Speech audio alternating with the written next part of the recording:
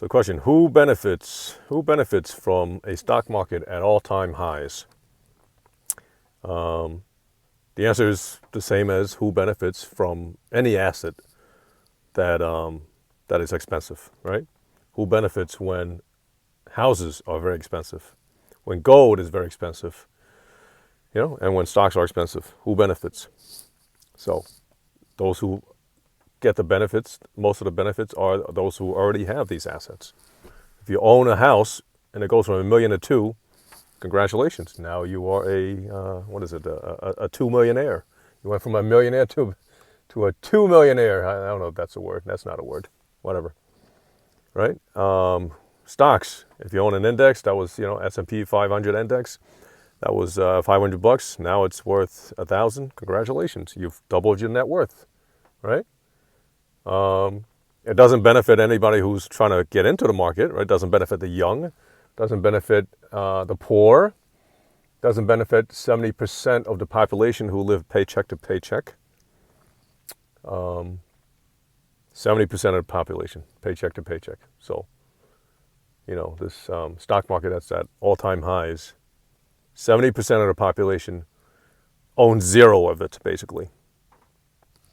Right, so who does it benefit? It benefits those with the most assets, the top 1%, top 5%, top 10, etc.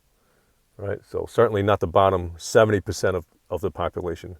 70% of the population derive virtually zero benefit from, stocks being at all-time highs. So, what are we talking about? So, and what percent of the population, and depending on which bank website you go to, who has access to and who owns stocks. I mean, just look at the fact that maybe 30, and don't quote me on this, maybe 30% of the population has a 401k. That's only 30% has a 401k. So who benefits? Maybe a little bit of those, 30% of the people who have 401ks. And some people who don't have 401ks that open up individual IRAs or buy individual stocks, again, you're still in the top 30%. The vast majority of people do not own these assets, and they don't benefit from, this economy our economy that's grown at leaps and bounds over the last 30 years. The stock market that's grown by leaps and bounds over the last 30 years. They haven't benefited. So there's a lot of angry people out there, and I understand why. We have all this wealth in this country, and it's being concentrated. It's been being passed up. Forget about trickle down. It's been trickling up at a huge rate. It's been pouring up, right? Because the poor, the bottom 60, 70% and middle class don't have anything to show for it. And, their wages, their income hasn't gone up in 30 years. You talk about the lost decade of the 90s in Japan.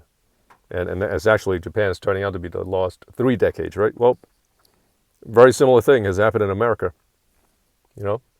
Wages, real wages adjusted for inflation, have not really gone up in 30 years. Meanwhile, we have all this wealth that's being created by these huge companies, NVIDIA, Meta, Netflix, right?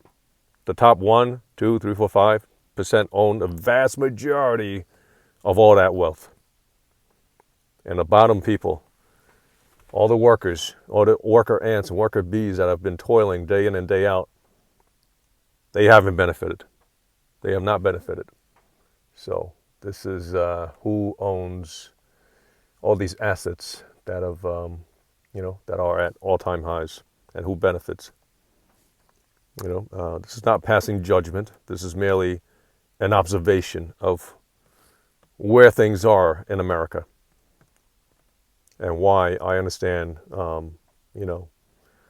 people voting for one band or another, one camp or another, Trump versus Biden, Harris. There are a lot of angry people out there that have not gotten represented, that feel they haven't gotten represented, in this booming economy in the richest country on earth in history, ever. And in 30 years, the average person in the bottom 70 percentile, 70%, vast majority of our population has not benefited, has not gotten any benefit out of this, all this wealth that's been created. It's all trickled up. So who benefits? If you want to take advantage of this situation, as I have, right? You buy stocks, right? You buy stocks, you buy real estate, you buy gold, etc. But mainly for me, it's been stock indexes, right? I don't want to do real estate. I've done real estate. It's a pain in the ass. I don't want to hold physical gold. That's a pain in the ass too. But stocks, very easy to own these assets.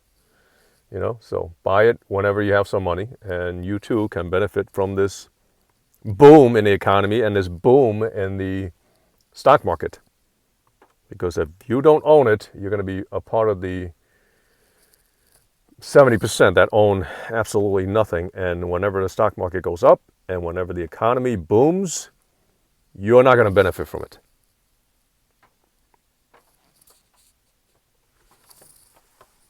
All right. Take care.